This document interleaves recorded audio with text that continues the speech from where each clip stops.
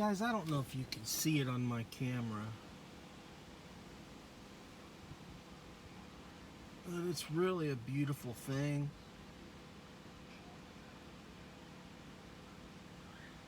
Way back in there. Way back in there. So, I'll keep this brief. I get up this morning a bit frustrated because I wanted to go to a worship service in a park for a church that I don't normally do, but because it was outside and I knew that they were social distancing and face masking it and alcoholing everything, I thought, yeah, I'll go and enjoy it. And this way my wife would go because she's real fearful of COVID. Real fearful. So I go and it's amazing. It's an overcast day. Slightly overcast. Very warm and humid. We sing some great worship songs. Not a big crowd. Maybe 100 people. The message, I think, was good. But here's my problem today. I don't know why I feel the need to share my problems. But I was distracted. I'm at this gorgeous park, right? And it's a large park, so we're in a shelter house. And in this large park is a frisbee golf course. Now, I love frisbee golf, and I've played frisbee golf on this particular frisbee golf course with my daughters. I have some really good memories of playing frisbee golf here.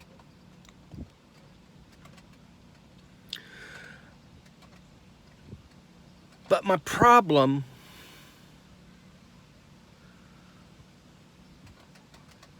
during the service was to watch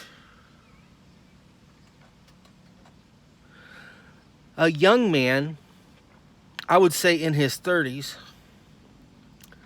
play frisbee golf while pushing his young wife in her wheelchair. Clearly sick or disabled. This isn't a pout story, woe me for this woman. But I couldn't help noticing that this young guy was pushing this young lady all throughout 18 holes of cross grass over creeks to spend time with her. While he played, she watched, he pushed. I don't know what that means in my mind, but I know I was very distracted from church. And I sometimes, as I've told you in the past, I wonder if we as a church, not we as a church, but church with a big C, I wonder if we as a people, a God-believing people, have something wrong. If we're doing something wrong. I don't know what I could have done differently, but I was with the man pushing his wife, I assume it was his wife, in the wheelchair. That's where my brain was. So, conflict hits me. What could have I been doing differently to serve God than sitting at a great worship service? Great worship services are amazing. They're what people of faith do. You see them raise their hands and pray and take communion and hug fist bump, whatever, and social distancing. And you know, it's just a great place to be. But I was somewhere else the whole time. I was watching this guy move from golf hole to golf hole on a really hot day, pushing the disabled across rough terrain in a little tiny four-wheeled, tiny-wheeled wheelchair. He wanted to spend time with her. He desired to be with her. He wanted to still invite her into his recreational activity so that they could be together. I don't know if it's their final days. But that's where his craving was. That's where his help was. He might be a daggum atheist. I don't know. He might be just a complete and utter jerkhead. I don't know him from Adam. But I gotta feel, I don't got to, I do. Got to is a horrible vocabulary, by the way. We'll get to that in our public speaking lesson at a later date. But gotta is not a word. But I don't complain about not a words because we use not a words all the time, and I believe that they're important in culture and dialect to express certain things. I gotta believe. I have to believe that sitting in a great worship service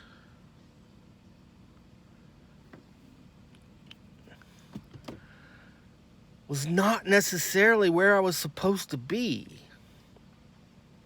Maybe it was. I don't know. Maybe it was.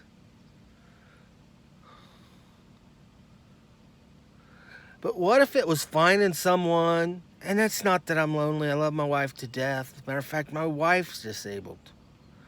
But what if it was finding someone who needed to spend time on a Frisbee golf course and pushing them across that Frisbee golf course? What if that was my worship? What if that was what I could be doing or should be doing as a better service than singing and preaching? I don't know. Guys, I'm probably not going to ever change this behavior. I'm probably going to show up about every Sunday and try to worship with friends and loved ones. But it makes me question where my brain was. And it makes me question why my brain went there and stayed there, and why I was fascinated with this guy's desire to serve this woman. Clearly, he loved her. He wanted to be with her. And I think a lot of times God's pushing me around in a wheelchair,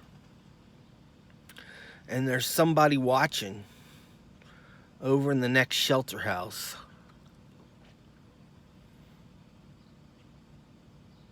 I don't know what that person in the shelter house is thinking, but I'm in the wheelchair. I'm really grateful to be with God. And it's so much more pleasant for me to be with Him playing Frisbee golf, debilitated, than the pleasure that I receive if I was sitting in a shelter house, because my focus left one activity and it went to the other.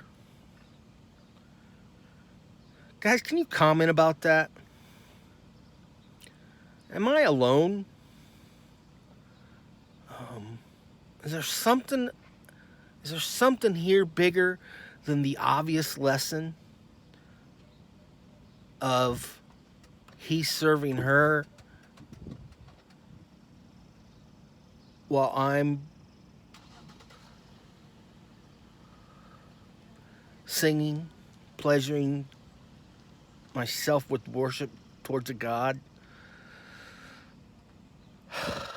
man, that just sounds wrong. But my brain tells me that something was there.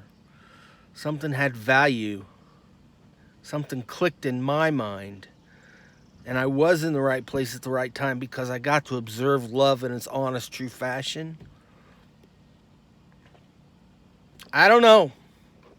Help me out. Tell me more, guys. Tell me your story. I'm Cambo, and I'm out of here.